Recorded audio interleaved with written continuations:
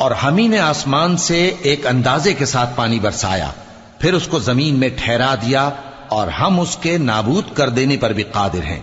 پھر ہم نے اس سے تمہارے لیے کھجوروں اور انگوروں کے باغ بنائے، ان میں تمہارے لیے بہت سے میوے ہوتے ہیں اور ان میں سے تم کھاتے ہو۔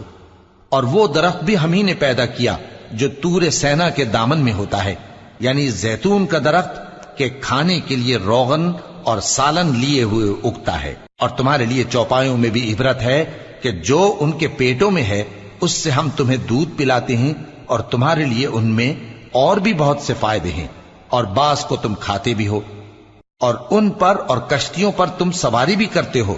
اور ہم نے نوح کو ان کی قوم کی طرف بھیجا تو انہوں نے ان سے کہا کہ اے قوم، اللہ ہی کی عبادت کرو، اس کے سوا تمہارا کوئی معبود نہیں، تو کیا تم ڈرتے نہیں؟